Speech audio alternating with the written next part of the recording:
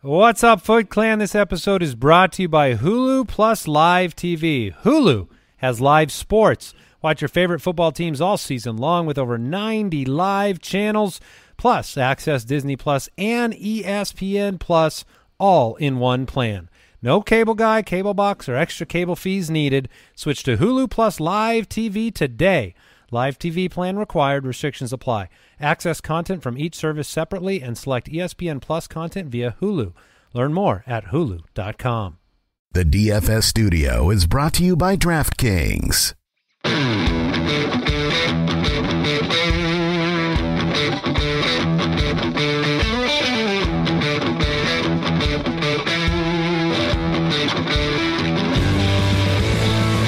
Welcome to the Fantasy Footballers DFS and Betting Podcast with your hosts, Kyle Borganoni and Matthew Betz.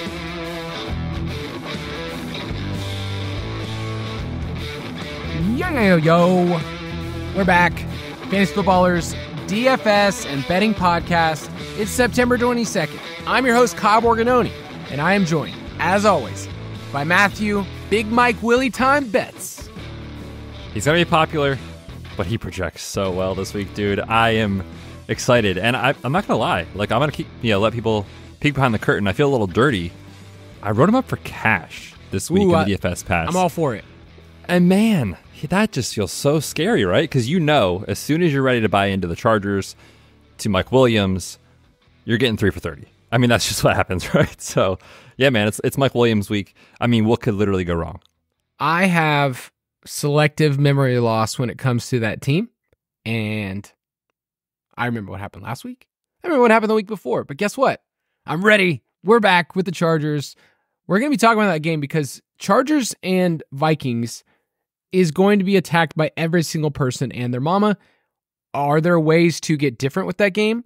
I mean, really, like, you could convince me of almost every single person in that game that you could play in a tournament. Almost anyone. You can convince me of almost anyone. So we'll be talking about that game, our cash picks for this week. We'll prop it like it's hot. And then we're bringing back a segment that has everyone asked for it? No, I haven't got many mentions, but I wanted to bring it back. So just a little tease for later on in the episode. To be clear, we've gotten exactly 0 requests for this, but we're doing it. Yeah, I honestly forgot about it the first 2 weeks. Same. So we will bring it back later on. So stay tuned. I mean, what a pro tease to keep moving on. If you want to get all of our content, I say it every week, dfspass.com. I had a conversation with Andrew Holloway. You've heard of him, Betz? I've heard of him, yes. He talked to me and said, hey, why don't we promote the DFS Pass more on the main show? I go, I don't know, buddy. That's your job. That's what you're really good at. You're in charge of everything. You're the boss. And so I think what's so great in our company, just tooting our horn a little bit, is that we kind of get to go in our lane, you and I, and they trust us a ton. And I think what we're seeing is over time, people get the process of DFS. And they understand that there's a community on the Discord that they can go back and forth and say, what am I going to do for this game? And I think people are learning it the right way. So dfspass.com, if you want to use the promo code DFSPod, you can save some money. Got some great articles in there. I'm looking right now at Marvin Eloquin's expected fantasy points model. I got another window open. I'm just looking at our optimizer, sorting by GPP values and ceiling projections. Ooh, I mean, come on, give people a little taste. Who's popping? Who's popping for GPP value? So when I use the optimizer, just a little pro tip, when I use the optimizer, I am sorting in a way where I am first looking at like who is a player that just at their price point you can use in a tournament, and then their projected ownership is lower. So there's names like Kirk Cousins, Tony Pollard, we're going to talk about.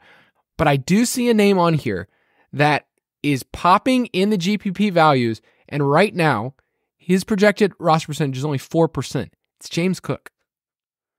Okay. That's interesting. Yeah, because nobody's going to play this guy, and the narrative is that he's just going to, never score a touchdown because they have those touchdown vultures. But at 6,400, we're not going to talk about that game, but they're 6.5-point road favorites. The status quo is just Josh Allen passing game. What if James Cook scores 2 this week? That is one of the spots, too, that there could be, which we should just talk about right now, I guess, at the top of the show, little weather going on. There is, as of our recording, a little bit of news, just like, hey, watch for this, of East Coast games potentially being affected by rain and or wind. I love when these slates happen, man, because everyone freaks out. Everyone loses their minds. They freak out. They don't know what to do. So stay plugged in to the latest. Trying to figure out what it's going to be in a couple of days is silly, right? So just monitor Saturday night, Sunday morning to see what the latest is around the games, with Buffalo, Washington, Indy, and Baltimore, a couple other games. Just have it on your radar that is part of our process this week. But our content, the optimizer, all that stuff, will have that baked in for you. Just realize right now when we're recording, we don't have the final, weather report of what it's going to be. Yeah, and we also have so many injuries that once we talk about them, I bet what we're going to say is out of date this weekend. So like Aaron Jones, I came on this show ready to say, hey, A.J. Dillon, you could think about it, but Aaron Jones was spotted at practice today. Who are some of the other names that we're monitoring? I know Jalen Waddle, it's not at practice as of Thursday, so give me some other names. Yeah, honestly, dude, this is a crazy slate injury-wise that there's going to be slate-altering news that comes out later today on Friday when you're listening to this, potentially even Sunday morning. So just stay plugged in. But Anthony Richardson is trending out. Did not practice Wednesday, was not seen Thursday. Concussion protocol. It's probably going to be Gardner Minshew, which that is a discussion point, I think, because he is 5.1K. Maybe not. We'll see. Austin Eckler still with the ankle issue. You talked about Aaron Jones. Christian Watson was there on Wednesday, not there on Thursday. So you have to be a little concerned about that. Dave Montgomery trending out. Looks like Justice Hill probably not going to play. I mean, the list goes on and on. Odell Beckham, Amari Cooper, Amon-Ra St. Brown, Logan Thomas. Like, it is a crazy injury slate. So just realize the content will probably change a little bit in the DFS Pass, which we'll make sure our articles and everything are up to date for you guys. So just make sure you're plugged in there. There's a lot of moving parts on the slate. Yes, and Betz does an Injury Blitz podcast. People, every single week. Award-winning, actually. Award-winning. Huge sponsors for that, right? I don't know. My mom's just really proud of me for doing it. That's all. My parents are too. So yeah, you get to kind of update after the Friday practice report. So don't lock in a lineup when you hear this. Things change over the week, but let's talk about our cash lineups. Straight cash, homie. These are our pool of players, and I want to be very clear. People ask all the time, why don't you just give us a lineup? One, I'm playing against you people, so I'm not going to just straight say this is who it is, but also things change. So you can't have every single good player in your lineup, which is why it's so important to figure out where you need to punt, what combinations, like do you want to go a bunch of middle tier players? Do you want to pay up for a stars and scrubs build? Keep that in mind, people. Like, you can't fit every single person in. There's an opportunity cost involved. So at quarterback, I'm kind of looking at two spots. Am I paying all the way up for Patrick Mahomes and their monster team implied total, or saving a little bit of money and going with Kirk Cousins, who projects to be, the most popular quarterback on the slate? Yeah, I think those are probably the two best options. I agree with you. We talked a lot about Mahomes on Tuesday on our show, and, not much has changed, except for somehow, since our Tuesday show, things have gotten worse in Chicago, which I did not realize was possible. But what is happening in Chicago, right? It's not good. The defense is an absolute shambles. They're 31st in yards per play allowed. They have the worst passing defense in the league. They've allowed a ton of production to two middling to not great quarterbacks they've played, and now they welcome Patrick Mahomes on the road. I don't see how he fails, truthfully. The only question is, like, if you pay up for him and he gives you, 22 points, is that good enough at his salary? Maybe not. So it's just a discussion point of if you want to prioritize Mahomes or not. I will have Mahomes in a lineup somewhere this weekend because the ceiling is incredible with he and Kelsey. But these wide receivers that we're going to talk about in a minute, are in incredible spots as well. And you can't fit everyone. And so that's just a major decision point on the slate. To speak to Kirk Cousins, I feel totally comfortable. If you need the salary savings to drop down to him at quarterback, we're going to talk about the game environment. There isn't another one even close to the game environment that Chargers and Vikings have on the slate. They're at home. It's in a dome. The Chargers defense has been treaded through the air. A lot is going right. Their pass rate over expectation is through the roof. So it's hard to see that, being a bad play in cash. So yeah, those are our two options. I like them both. I know you also put down Geno. Would you drop down that far in cash? I started playing around with lineups, and I think you can make it work. I mean, their team implied total is sitting close to 25, so that's totally fine. I just know how popular Cousins is going to be, and it's one of those things where when you're doing a cash lineup, you're trying to figure out what the edges are, and I don't know if there's that big of an edge to drop down to save $1,200, and then you use it somewhere else when there really is a stars and scrubs approach, like to this week. Like the wide receivers are really, really expensive. As much as we're going to talk about Justin Jefferson, like it's really hard to get up to him and still have money to, for some of these other wide receivers, the running backs we like, and Travis Kelce. So I don't think you can really do that. So we ignore roster percentages in cash. We don't really care in head-to-heads. If people are going to be playing Cousins, I'd rather just zero that out right now. That's kind of where I'm at as of this recording. And know that, I'm just going to guess in cash, 40% of the field is going to play him. Yeah, it seems like a fair estimation. And what you're saying by cancel it out is you'll just play him too? Yeah, I'll just play him too. Know what his splits are, know historic, pass rates they have. We'll talk about that game. So that's where we're at with Cousins. On FanDuel, I like Mahomes at 9.2. So FanDuel, the pricing's a little different at quarterback. So I like Mahomes at 9.2. I think that's totally fine if you want to go there and lean into their implied total. But Mahomes, Cousins, and I would say Geno are kind of our three cash guys, three different tiers.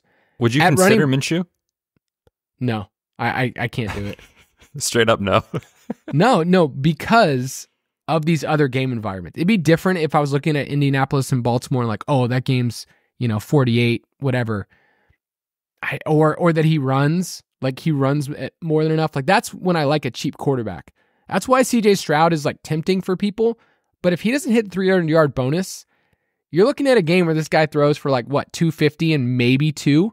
And I just look at Mahomes and Cousins and go, 300 feels like it's pretty high probability. So sure, but if he gives you 16 points at 5.1 and Mahomes gives you 23 points, presumably yes, what you're doing with the rest of your lineup will work. And I'm just playing devil's advocate because I've thought about it. I mean, he played well last week.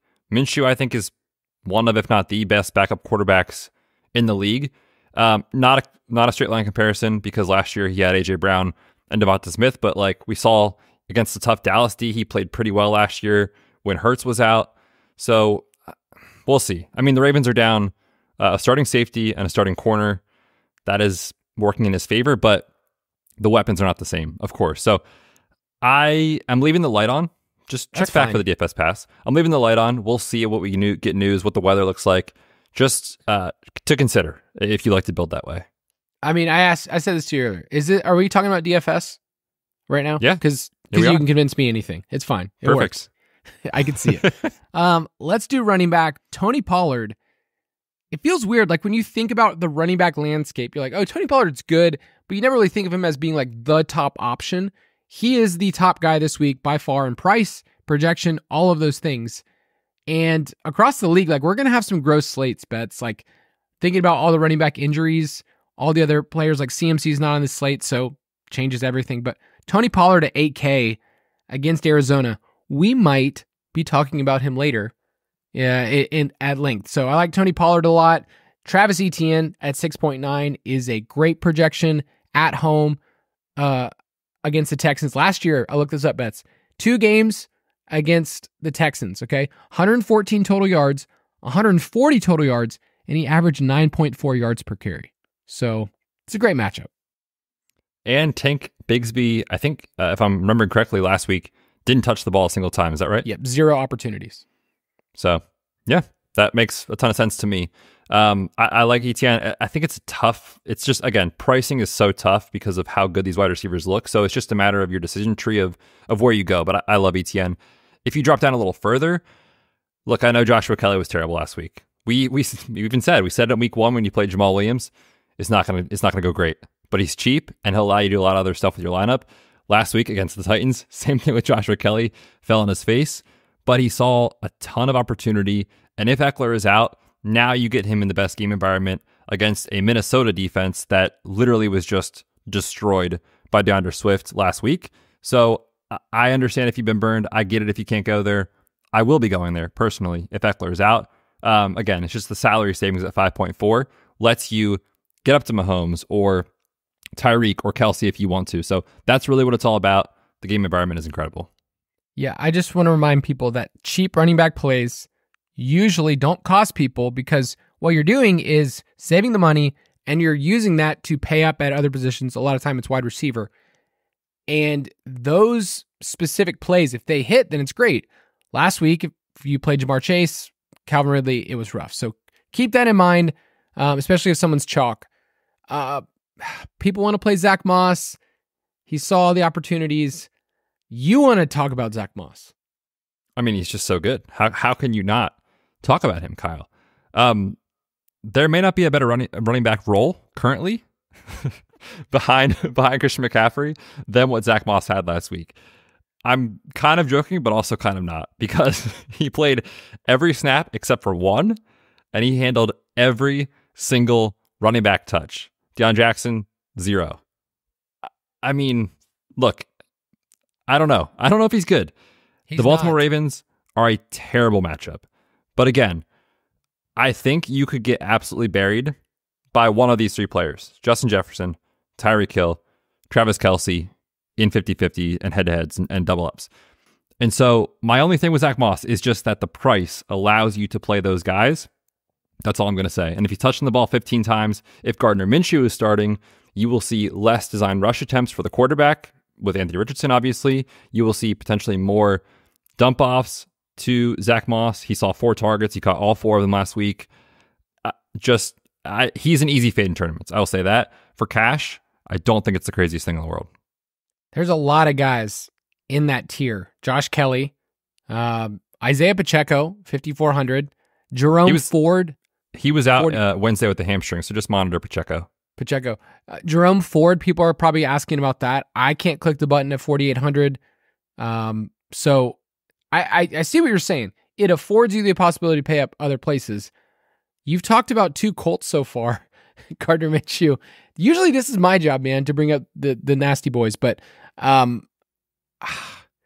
just look at some of these other plays and they just feel so much better to me in cash. But like you said, it's a salary thing. So put those guys in order for you as of this recording: Zach Moss, Jerome Ford, Josh Kelly. Oh, Josh Kelly is easily the best play of those 3, I think. And then I think you drop down and it's, to me, I would say probably Zach Moss, then Ford, only because, I mean, we've seen it 2 weeks in a row. Tennessee's run defense is literally like the best in the football right now. And that's going back to last year too. So that's kind of what they do. And I think there's some fragility in the Ford projection. I mean, Kareem Hunt's been on the street for a while. I think he's pretty much done.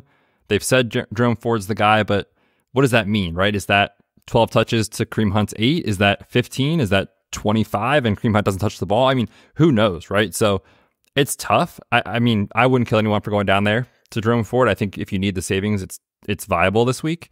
I just think there's a lot of fragility in his projection this week. Yeah, Tennessee run defense hasn't allowed a running back to hit 60 rushing yards since week 3 of last year. So it's a gross game environment too. If I just want to say Tennessee, Cleveland, set 39.5. It's just a game that I don't really want. I'd rather just roll the dice again with Josh Kelly in a better game environment. So those are let me throw AJ Dillon in the mix too, just in case Aaron Jones is out. Would you prefer him to those guys? I mean, Kelly would still be at the top because I can't play Zach Moss, man. I can't. There's no way I can do it. That wasn't the question. I need to hit this button just because this is one of the dirtiest segments in a while. Do I want to play AJ Dillon at home against the Saints in cash? No, I don't. Okay. I was just asking. I just had to look I love at that myself. I asked the question and you answered by, I can't play Zach Moss. Oh. It's just not even the question, and you still had to dunk on Zach Moss. It's fine. I get it. Let's go to wide receiver. So yes, please. There's a lot of great plays this week, and a lot of guys that in the middle tier, in the elite tier. I like them all. Any thoughts so far on just your build in cash based on 4 wide receivers or a running back in the flex? Have you played around where you're at? Yeah, I haven't played around too much with it yet. I was building a couple teams.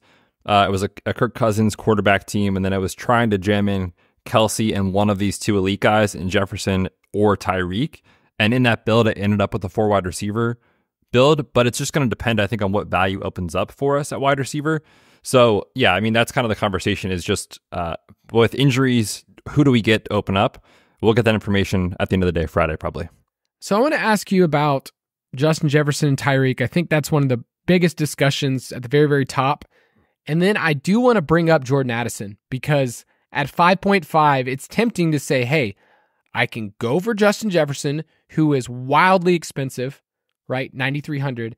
Jordan Addison, 5,500, who isn't running as much routes. He's not the first read, but we love the game environment. So talk to me about Jefferson and Tyreek and how you're working through that emotionally. Yes, it is, I think, a coin flip, truthfully, which is really tough. I lean right now, as of our recording, if Jalen Waddle is out, I lean saving the $300 if you need it and going with Tyreek Hill. Jalen Waddle was a DNP Wednesday, Thursday with concussion. It's almost impossible for him to clear protocol now. So Tyreek Hill's target competition is going to be Durham Smythe, Braxton Berrios. Who else? I mean, who else? Truthfully, like, is he seeing 15 targets in this spot against Denver? Who, by the way, is not the Denver secondary you thought it was last year. They have been terrible not at all so far this year. They're at home.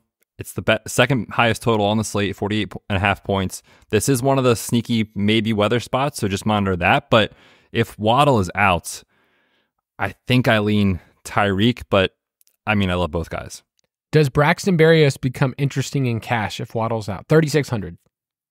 I think he'd be totally viable for a punt play. I prefer Tank Dell if I was forced to choose one, but I think he is in your player pool. Yeah, those players are the same price point. Durham Smythe, if you want to punt with him, you could do worse. But dude, he's crushing routes run. He is out there.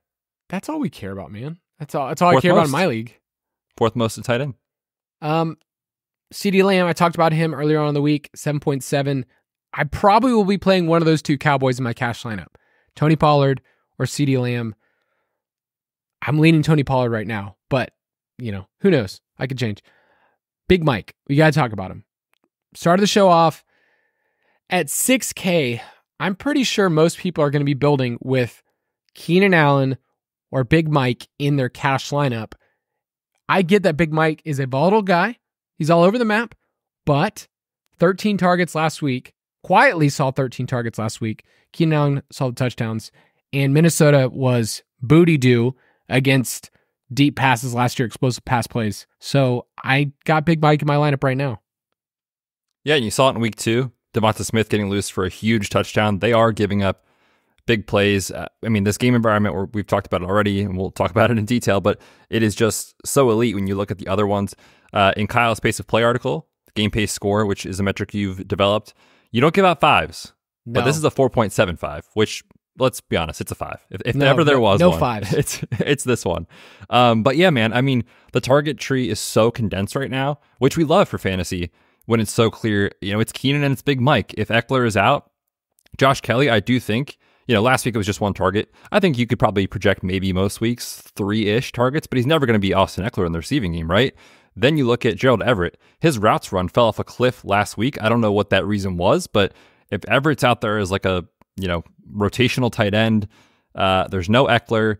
Joshua Palmer's kind of just a guy. Quentin Johnson's still not in the game plan yet. He's a part-time player. Like, it's all going to flow through Big Mike and Keenan Allen. So I know that, again, we talked about it and we joked at the top of the show, like his profile has always been so boom bust, but in this spot, if he's going to get 8, 9, 10 plus targets, I mean, at that price, he is a great play. Yeah, I totally agree. Tank Dell and Nico Collins, I think, are going to be on a lot of people's rosters this week. I prefer Tank Dell just to save some money. Josh Reynolds at 4.2. If I'm on raw plays, I think then he's kind of not the player that you want, but his projections look great. And if he gets a route rate like above like 70%, I saw the stat earlier today, it's like the dude crushes at his price point. So it's still not as expensive as it should be, considering he's a top 10 fantasy wide receiver right now. Josh Reynolds, that guy. Yep. And apparently you have another Colt you need to talk about. Apparently I love the Colts. What could go wrong this week? I actually am terrified of the Colts, if I'm being totally honest, on the road as an 8-point underdog at the latest line I'm seeing. But can we just, do you have the Pity City drop, Kyle? Can you smash that for me? I actually took it out, but I'll look for it. Okay. Well, that is terrible podcasting. Oh wait, hold on. Let me correct this for our boy. We built this city. Okay, I got you. Thank you. Look, in the best ball season and redraft season, everyone was like, "Oh, I'm worried about this pass rate. I'm worried about if he's going to be involved. It's a rookie quarterback." We've talked about it. Like, they've just upped their pass rate and their pace. And Michael Pittman is getting absolutely peppered with targets. 12 and 11 in his first 2 games. He's seeing so much volume. So at 6.2, I just think he's in your player pool. I'd be very interested to see where he comes in roster percentage wise, over the weekend. He could be a guy that kind of slips through the crack. Maybe he's a better tournament play than cash play, but I just wanted to throw that out there. He has been, crushing, and his usage is very good. Yep. You can throw that out there. Let's move on to tight end. It's pay up or punt. That's always our policy. So Travis Kelce, don't know why his price went down, but 7,200. Think of him as a wide receiver. If you're getting a wide receiver at 7,200, that is going to command this type of targets on a team with the highest implied total, you would be like, wow, that's way too cheap for his role. So Travis Kelce or punt for me. The punt options, I don't mind Taysom Hill at 3.3 because I don't know who their running back is. Durham Smythe at 2.9. You could do Adam Troutman. You could do Zach Ertz. Any of those are fine to me, but Kelce, I want in my lineup.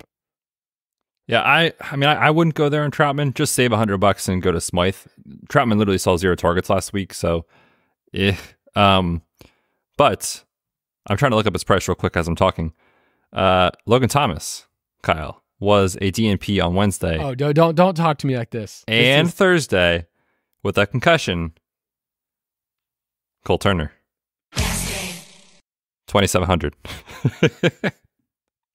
It's not the worst place to go in a punt situation. So yeah, I mean, we've talked about punting, get a couple points, move on.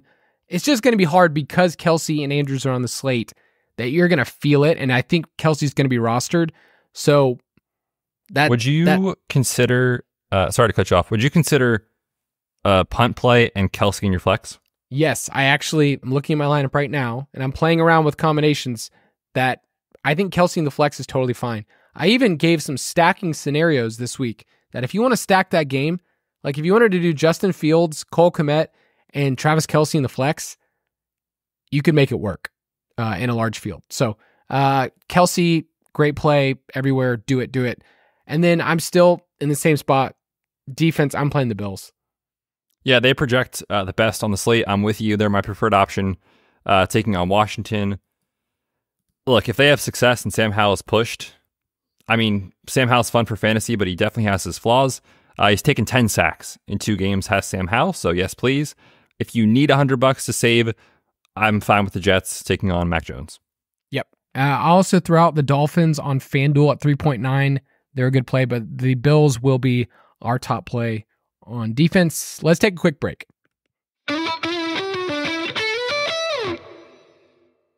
What's up, Foot Clan? This episode is brought to you by Hulu Plus Live TV. Hulu has live sports. Watch your favorite football teams all season long with over 90 live channels, plus access Disney Plus and ESPN Plus all in one plan. No cable guy, cable box, or extra cable fees needed. Switch to Hulu Plus Live TV today. Live TV plan required. Restrictions apply. Access content from each service separately and select ESPN Plus content via Hulu. Learn more at hulu.com. What's up? It's Kaylee Cuoco. When it comes to travel, we all have a happy place. I just went to my happy place. I just went to Maui, and it was truly amazing. Priceline has always been about getting you to your happy place for a happy price with deals you really can't find anywhere else. Like up to 60% off select hotels in Costa Rica or 5-star hotels for 2-star prices in Cabo. Go to your happy place for a happy price. Go to your happy price, Priceline. All right, Betz and I are going to blitzkrieg through a couple of games, and this week is different. Okay, so there's 2 games that sit above the rest in terms of total, and then there's other ones we can talk about just from a stacking perspective. So you and I, once I find this awesome drop, because I'm a great podcaster, we'll do it. Stack Attack. I'm kind of thrown off because I have a Dynasty dashboard for all my drops, and then I have a DFS, and sometimes I don't have the right one. So I had to go over there for the Dynasty one for Pity City and then bring it back. So I'll get in season formula. It's week 3. Not all heroes wear capes, Kyle. Not all heroes wear capes. I am not that guy. Let's talk about Chargers and Vikings. The total is 54. Vikings are 1-point home favorites, and these teams have awesome team implied totals, 27.5, 26.5. Yes, please. This is what we want. Now, I want to start off this conversation by saying everyone knows this, right? And you can approach this a couple of ways. You can say, this is the game, I'm all in. You could also approach it and say, everyone's on this game, I'm going to zig and zag. It's really hard for dome games like this to just fall flat. It's really hard. So if you don't want to go all in, you don't have to with Cousins or Herbert stacks. You can still correlate. And I think you can correlate with 3 pieces. Like you could have, a running back, a wide receiver, and then bring it back with a wide receiver on the other side and find a quarterback somewhere else that hits. It can happen. But the roster percentages that I'm seeing, I know that Cousins stacks are going to be, in large field. I could see a Cousins Jefferson stack. So let's say Cousins is at 15%, which is really high for a quarterback, right? Like if he's at 15% and Justin Jefferson's at 20, 22%, something like that, like those two together are going to eat up almost 40% of your roster percentage, which is fine.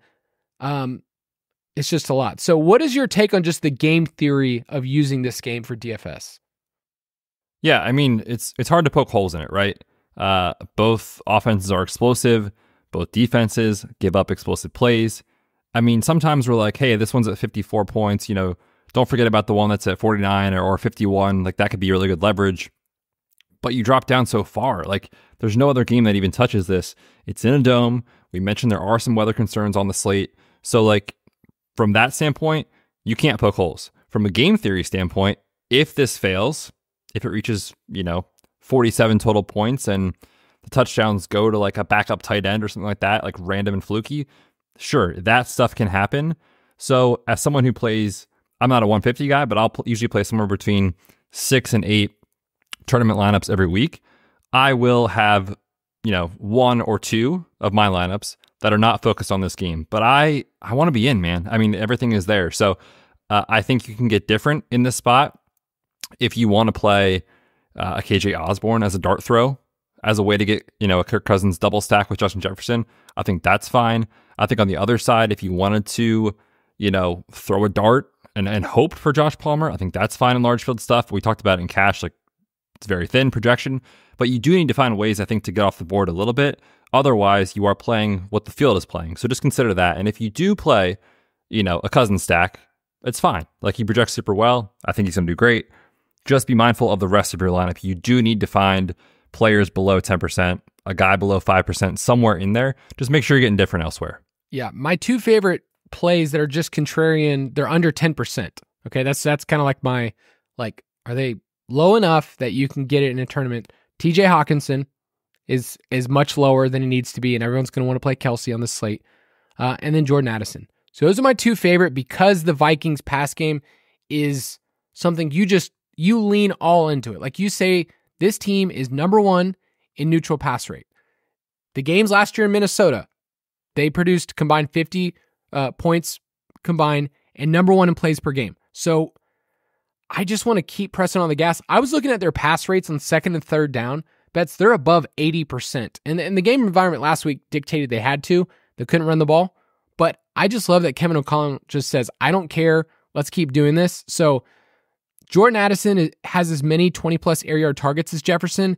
His targets per route run is going to be a lot lower. But give me Hawkinson, and you could do a double stack with Kirk Cousins and bring Hawkinson into it. and then you're fine eating the roster percentage with Mike Williams or Keenan Allen on the other side. So it's a double stack situation, and I'm totally fine having two pieces on the Chargers too. Yeah, I think you said that really well and brought up the Addison thing, brought up the TJ Hawkinson thing, because I do think he gets lost in the shuffle. I'll be honest, I kind of hate his price tag. 6,500. Like him as a person? No, I think he's a great person, great human. But 6,500, he's 500 more than Mark Andrews. That kind of feels gross, right? Yeah. He's not that far away from Kelsey at all. So, I think Kelsey smashes him in price or in points most weeks, but what if he doesn't, right? What if there's one game where he doesn't and Hawkinson is the dude with 2 touchdowns? So, yeah, I think those are the ways you get different on the Minnesota side. I'm with you. I think when we think back to Chargers games last year, we all have this idea. They're a run funnel. They want you to run. You can run all over them. In 2 games, we have not seen that. They actually held Derrick Henry in check from an efficiency standpoint. I know he had a ton of volume last week, but efficiency-wise, he wasn't great. Minnesota can't run the ball right now. So, yes, I find it hard to poke holes in the Vikings passing attack in this spot. On the Chargers side, Justin Herbert, I found this stat from Jake Tribby. I got to give him the shout out from Fantasy Points. 7 of the 8 best fantasy performances of Justin Herbert's career have come when the Chargers team applied total is 25 or higher. It's at 27.5 right now. So I think Justin Herbert, the way that you get his production is you're basically saying, I think at least one option hits. We love Mike Williams for the price. We love Keenan Allen as well. They're both going to be super roster, 20+%. I do think Josh Kelly gets more involved in the passing game in this game, so I don't mind using 2 Chargers pieces at all. It's so hard with the tight ends. I want to throw that out there. Quentin Johnson ran 9 routes last week too. The other plays feel so thin, but is yours just your preferred way of doing this? Is it if you wanted to get leverage, it's the Herbert side, and then you pick just one person from the Vikings side? I think so. And it's not that, like you said, those guys won't be rostered. They will. But, you could play Herbert, Keenan, and Big Mike, and then Hawkinson on the other side, or Addison on the other side, or something to get a little different, and not play Justin Jefferson as the bring back. That's one way to get different. I feel very confident Kirk Cousins will be more popular than Justin Herbert. Yeah, and Justin Jefferson, just because we didn't talk about him very much, at home in his career, he's averaging 104 yards. So imagine if you could just know you're getting the DK bonus right away. It's his prop this week, 102.5 yards. And it's just ridiculous. That's a prop where you look at it, you go, there's no way I could bet this. There's no way. No, I'm not saying it's right or wrong. I'm just saying that's where he's valued in the market, but for good reason. 11 and 14 targets in 2 games. All right, give me your Vegas pick. So, dude, this one's interesting because the Chargers opened as favorites. Right. And now Minnesota is favored by a point.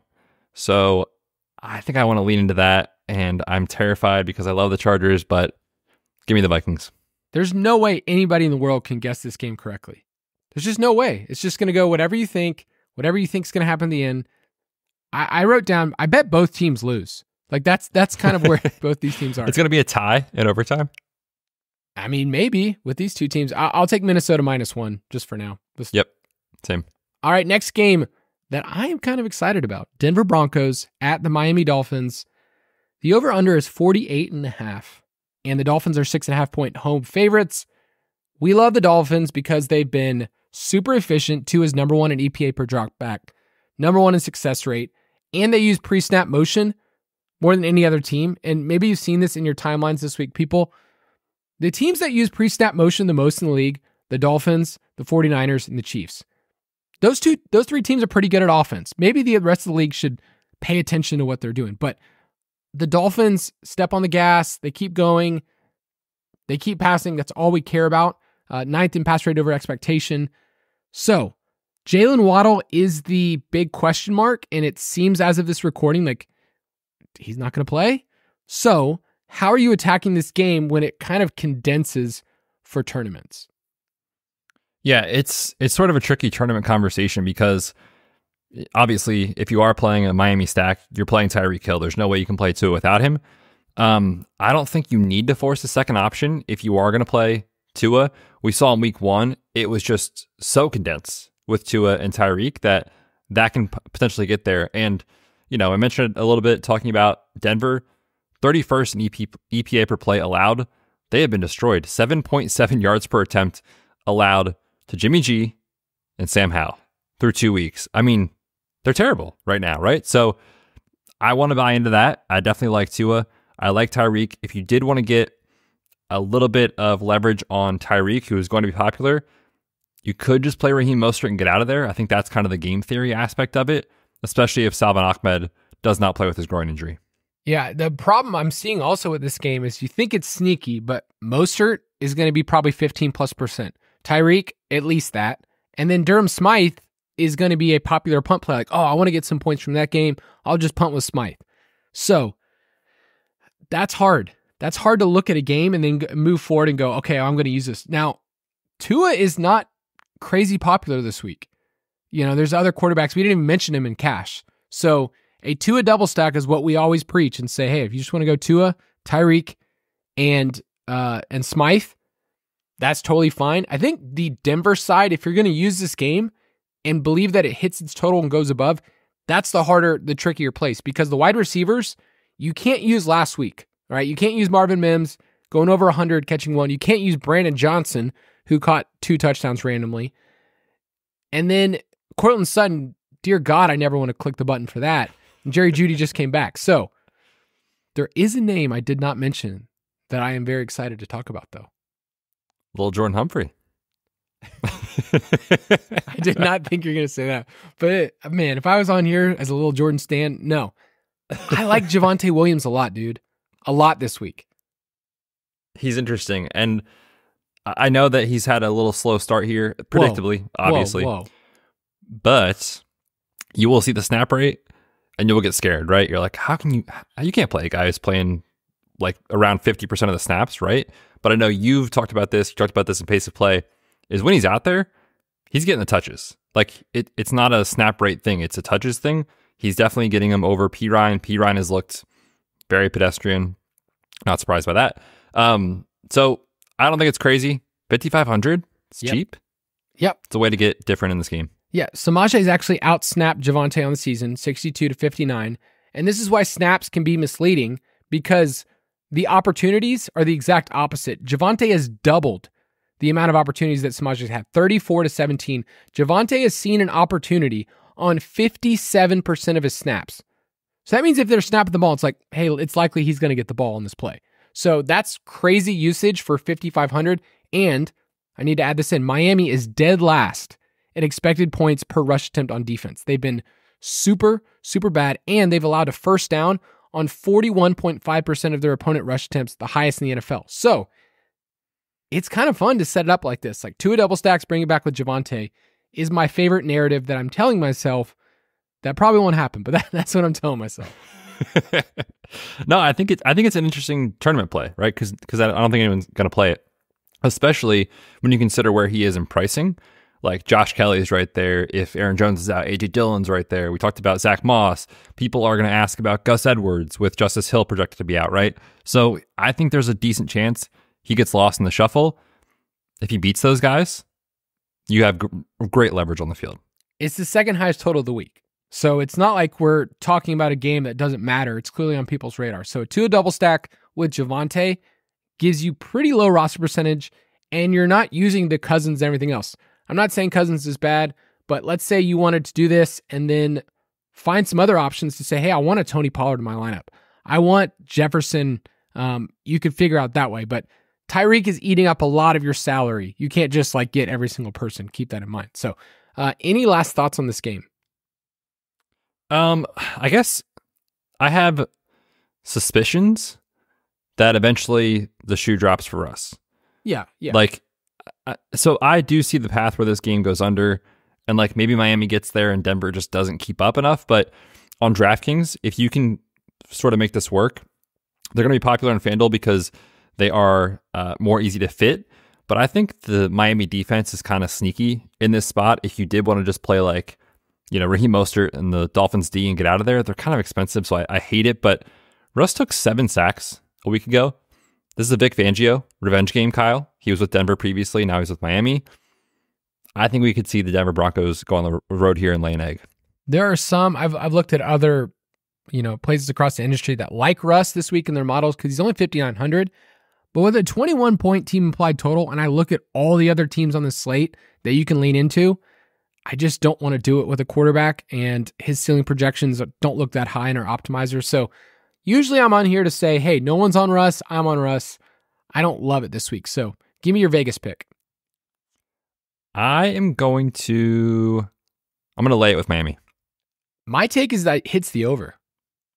Oh, interesting. That's sneaky because it feels like an under game, doesn't it? I mean, it like definitely to me, could. Anyway. It definitely could. I'm playing this game as if it hits the over. That's the way I'm looking at it. For my DFS bankroll, please hit the over. Yes, exactly. All right, couple more games, and we're going to talk about these as onslaught builds. Onslaught, we're basically saying there's a team that's a heavy favorite, and they roll. And just to give you some numbers, over the last 5 years, if you're a double-digit favorite, then you win 85% of the time. You put up 30 points a game. So I love that, and I love looking at Chicago at Kansas City and just saying, Kansas City's 12.5-point home favorites against a team that doesn't have a defensive coordinator. Check. Move on. Play this team. How are you attacking this knowing that Mahomes and Kelsey is the preferred way to do it? And then there's just dart throws everywhere else. Yes, I think if you are playing Mahomes, you have to have Kelsey. And it's not because of like the field's doing it, so you should be worried to get buried. But like if Mahomes is throwing 3 or 4 touchdowns, how is, at least one of them, 2 of them not going to Kelsey, right? And we've seen Mahomes and the offense bottled up a little bit to start the season. This is the get right spot if there ever was one. And with Kelsey, he was on the injury report last week. We were a little worried about his workload. We took an under in props on him. I'm back in. He's off the injury report. This is another week from the bone bruise. He should be totally fine. So if you are playing Mahomes to go off here, I think you have to have Kelsey just because the wide receiver room is a mess. Kadarius Toney is dealing with a toe injury. Isaiah Pacheco was dealing with a hamstring injury. So I think there could be like some sneaky dart throw appeal with guys like, and it's gross, but MBS, right? In a large field tournament. Sky Moore, I get it. It's gross. Like if you need a second option, those guys will not be rostered. It's a way to get different. And I'll let you talk about Justin Watson. Yeah, I like Justin Watson if you're just talking about pure dart throws. One last thing I want to say is like with Mahomes and Kelsey, it's not just as simple as they're the best plays doing like they need to hit a ceiling in a large field. Like if we're talking a large field tournament, I looked up the numbers. They have played 79 regular season games together since 2018, his MVP season. Okay. Tell me where this like makes you feel uncomfortable because they've hit 30 combined points together 82% of the time. I think you and I both think they're going to hit at least 30 points in this game together. 40 plus points, they've done it 57% of the time. That's pretty awesome. Okay, but in a tournament, you need more than 40 points, right? Like from Kelsey and Mahomes, if you only got 40 points, how would you feel? It depends on the size of your contest. If you're talking like Millie, like that's not enough, right? Or a large field lotto. Right. If you're talking small field, maybe. Considering their combined salary is 15.5 on DraftKings, like think about those together, you need 55 to 60 points, in my opinion, in a large field to 3x, 4x, whatever. So let me give you the other numbers. Combined for 50 points, they've done it 35% of the time. Okay? So 35% of the time, this stack has hit what you want in a tournament. 60 points, 60 combined points, they've done it 17% of the time. And then 70 points, they've done it 5%, which is just wild. To me, that would be like a 1% outcome. But for these guys, they've done it 5% of the time because, well, they're 2 of the GOATs. So Justin Watson is my favorite, just in terms of sneaky because he gets the deep targets. And that's what I like. Also, think about this. So he leads the team in receiving yards. His targets per route run is 21%. That's pretty good for a guy that's just known as just, a 9-route guy. So throwing his name out there, just, so I get credit if he does something good. I don't think it's the craziest thing in the world, truthfully. Wow. Because when you look at the playing time, like MBS is out there, Sky Moore is out there, and Justin Watson has the trust. Rashee Rice, like I thought maybe after week 1, Rashee Rice might have a role. We were in 4 routes last week. So yeah, they don't care. They trust him. I don't know. I mean, he's a superstar. Obviously, he's incredible. Yep. I don't know how good he is, but look, if you want a 2% guy or a 1% guy in a large field lotto, I think it makes sense. I just like that Mahomes trusts him. It seems like he trusts the dude to like do what he's supposed to do. So let's talk about the Bears side, because Do we have to? I really, this is my job. Let me try to find a really good positive stat for this team. There is not one that exists. No. So Justin Fields so far, guys, has been pressured on 47% of his dropbacks. He's facing Chris Jones this week. That ain't good. Okay. So on the road, not good. Cole Kmet does lead this team in targets. And as gross a name that is, if you're going to stack Justin Fields as a contrarian name, Cole Kmet would be my favorite. And then I even have Travis Kelce in the flex if you want to do it that way. But other than that, it's like you're going to play DJ Moore, I guess. I don't know. Yeah. I mean, I think that's kind of what you have to do. With the public sentiment around this team, which I share, it's terrifying, right? Like the stuff with the defensive coordinator and Justin Fields with the media and just the on-field product has been terrible. Like no one wants to play Bears, and I understand that. But no one wants to play the Bears, right? So like if you are playing Mahomes and you need a guy to come back on the other side and you want to get contrarian, I think it makes a lot of sense. I also do not hate, and this is more, I hate this, but I don't hate being, leaning into narrative street on this one a little bit. Like we saw it last year. They got off to a terribly slow start. They're trying to make Justin Fields something he's not, which is a pocket passer. If he just tucks it and runs, like, would you play Justin Fields naked and maybe play Kelce on the other side of that? I mean, like I said, you can convince me anything. His price sucks. DFS. I know. DraftKings, what are you doing? He has done nothing on the field, and he's still 7,100. Last week he was like 77 or 7,600. They've been terrible. Just put him at like 6.5 and like let's make this a conversation. I agree with you. The price is really, really hard. Could he run for 2 touchdowns? Yeah, like he could do that. But team applied total of 18. His roster percentage right now is under 1%. So that's what I'm saying, man. No one wants to play him. Yeah. It's like one of those things where I'm building a lineup. I'm going to go, ooh, nobody's playing this in a large field. And then you realize like, oh, here's why nobody's playing this in a large field. Because, yeah, it doesn't help your salary that much to play Justin Fields. When Tua is $100 cheaper, Cousins is $200 cheaper. That's kind of where we're at. So what we're saying is DraftKings, help us, please. Yeah. What we're saying is Mahomes double stacks, and you got to figure out who that third piece is apart from there. I would take KC and the points. Yeah. How can you do anything different at this point? Which is the public sentiment. So probably the right side of this when you're talking about, the betting perspective is probably the Bears, but how can you back them right now? The Bears are a JV team. Like that's where they're at.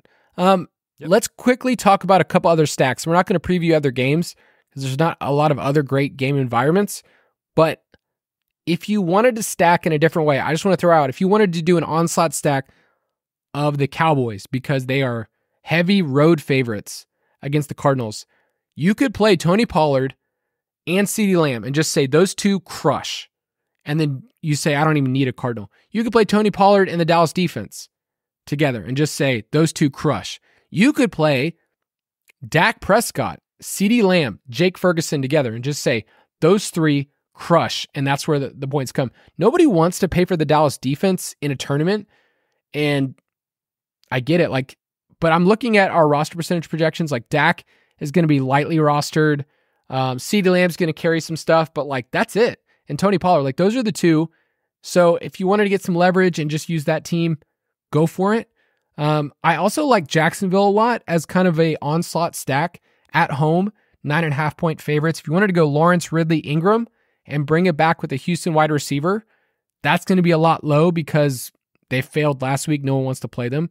You also could do ETN plus the Jaguars defense if you want to as well. Yeah. And just to speak to kind of that matchup too, we just found out today, Derek Stingley Jr., their top cornerback, is going to be out, dealing with a hamstring injury. They're dealing with some safety issues as well for Houston secondary. So I know it was a little rough last weekend with Jacksonville, but you throw that in and Zay Jones is currently banged up. If he's out, you will see more condensed targets for Calvin Ridley, who is slipping through the cracks this week. Same thing with Christian Kirk slipping through the cracks. So there's some pretty interesting tournament plays in that game. Any other stacks you want to bring up for this week? I don't think so. I would love to get into these slate breakers, though. Okay. People, you didn't ask for it, but it's here. But you're getting it. Betz and I used to do this last year, and we thought we'd bring it back. Every single week, we talk about our slate breaker. This is the player that we say, hey, you know what? We feel really strongly about them. You can play them in cash, maybe. Or we might have an angle that just says, like, this guy's going to crush and might be the one to break the entire slate, be the guy you need. And every week, we have a new sponsor. That's the beauty of this segment, is so many sponsor deals of people that just want this segment. And we actually got an old sponsor. That's the beauty of this one too, is like, this is a longtime sponsor of this show, right? An OG. It's Chili's. Because the player that I am using this week for my slate breaker is none other than Tony Pollard, who happened to be on my timeline in a Chili's ad, and it made my day. So what did I do? I tweeted at Chili's, because they're a great follow, by the way. And they always respond. They're great. They're like Wendy's. They just do what they do. Maybe not as mean as Wendy's, but Chili's and Tony Pollard. So here's my thoughts with Tony Pollard. One, you got to pay up, son, because he is 8K. But teams that are favored by 10 points, they average 376 total yards of offense, 64 offensive plays per game over the last 5 years. Give me the ball, keep giving it to Tony Pollard, and then rushing, those teams that are favored by 10 points, this is what they do. 29.6 rush attempts per game, 137 rushing yards. If you knew that Tony Pollard was going to get over 100 and at least one score, you'd be like, he's well worth it for 8K. But what if I told you that Tony Pollard has actually underperformed this year? He leads the NFL with 12 carries inside the 10. That is double the next closest guy. Last year, he had 12 carries inside the 10 the entire year. So you're getting an elite player with an elite team implied total who's going to crush, and he's sponsored by Chili's. Book it. The most important part of that analysis is Chili's. And I mean, dude, the stars are aligning for a Tony Pollard massive performance here. So yes, man, I'm with you. He will be popular, but we always talk about it. These popular plays are popular plays for a reason. He's going to smash. So I can't imagine, if you're playing multiple lineups this weekend, not having some exposure to Tony Pollard, taking on Arizona, tons of short fields with Josh Dobbs and that Dallas defense. Yes, I am in on Tony Pollard. I don't know the odds on this. I think, a little interesting wager if you wanted to look it up too, like Pollard to score twice. If you can find good odds on that, I don't think that's the craziest thing in the world either in the sports betting market. So I love Tony P this week. And actually, Kyle, when I came in the doc, I wanted to put him for this, and then saw you did, so I have to pivot. But it is time, Kyle. It is time for the best ball shares to be reborn. It is time for the season-long leagues that I have this player in to come alive. It is time for Mark Andrews. Okay, he is 6K taking on the Indy secondary, which right now is not good. They are allowing the fourth most passing yards in the league, the fifth highest yards per attempt. They're ranked 29th in PFF coverage grade. They are starting a bunch of inexperienced cornerbacks. And Odell Beckham didn't practice Wednesday or Thursday, potentially out or limited. You've got Rashad Bateman still working his way back from the foot issue. We saw 70% of Mark Andrews last week, and he was still pretty good for fantasy. I think he is unleashed this week. I think he finds the end zone. I think he goes over his player prop. You think so? We'll talk about it. You like it, huh? Guys, I like it. I'm all in on Mark Andrews. If Mark Andrews doesn't hit, once again, your girls don't go to college. 100%. So we need you. We need you, Mark. All right, one more segment. Prop it like it's hot. Betz, speaking of hot, you were very hot. Our props article was this past week. I believe for the season now, we are 11-5. 11-5, that's right. 11-5, moving in the right direction. I'll quickly throw out one that I threw out in our channel. I didn't make it an official prop, but what I like to do is kind of talk that out with people in our Discord channel. So if you're a DFS Pass member, you get free access to that. I threw out to people, said, hey, why is the CJ Stroud line so low on Underdog? It doesn't make any sense to me. I see what he's done the last couple weeks. His line was at 222.5 passing yards on Underdog. And guess what, Betz? Moving the lines. You dog. You dog. Yeah, I just got in there, and I think it's at like 235. Moving it. It's gone up 10 yards. That's actually a ton, movement in that market. That's why I was saying it shocked me. So that's not my line I'm going to bring up there, but I have to hit that drop every once in a while. So I'll let you go with Mark Andrews, the prop you like. Yeah, I mean, I like the ceiling spot for Mark Andrews here, but even if that doesn't hit, 52.5 yards, we're getting a big-time discount on Mark Andrews right now, where his prop is. Last year, routinely, his prop was in the 60 to 65 range, so you're getting a huge discount in a spot, in an awesome matchup. Odell banged up, Bateman not 100%, I just talked about that. Or alternatively, I prefer the yards. Alternatively, you can look over 4.5 receptions. That's at minus 105, so pretty good value there, but those numbers I think are just too low. I would not be surprised if in a week or two, we're seeing that number creep back up to 60, and normally, 5.5 catches or so for Mark Andrews. All right, I'm going to take the homer pick here. It's Bijan Robinson. His line right now, I'm looking at it, on Underdog and DraftKings, 23.5 receiving yards. He's gone over this line in both of the first games, and I would say that he's this team's wide receiver 1. I know that Drake London has the traditional role, but Bijan is the best player on the team, and he's slowly but surely increased his role. What if I told you, Betz, that Bijan Robinson is the only player in NFL history to have 150 rushing yards and 10 receptions through their first 2 career games? Yeah, I believe it. Isn't Ritter targeting running backs 30% of the time? Yeah, and he's also trying to turn the ball over every play, but other defenses won't allow him. He's just... Yeah, I mean, the reason Bijan's role is so good for fantasy is obviously because he's amazing, but he's getting the rushing, and they're using him as a receiver as an extension of their running game. So, yeah, I mean, Bijan, we didn't talk about him. I think he's also a great play this week. Yeah, Bijan, it's hard with the Falcons. We didn't talk about that game at all, right? Falcons and Lions. Right. If Amon-Ra returns, I think it should be on your radar, but I like the yardage lines with players like this because they always can hit a big one. And I think this is too low considering I bet it'll be up at 25.5 by the time you're getting this, once I lay a big, dollar bet on it. This is a 10 unit gold star lock of the week. Yeah. 10 unit banger. Oh, just okay. All right. You got to call, take it to the bank. You got to call your spouse to get them to get their aunt to deposit the money so that you can deposit the money. You got to go. You got to do it right now. This is the one. If you want to play with us this weekend, go to ballersdfs.com. That's our DraftKings league. We have contests. I had someone say, hey, why don't you open more contests? This one's already full. That's because the people want to play. So Betz will be opening more contests this weekend.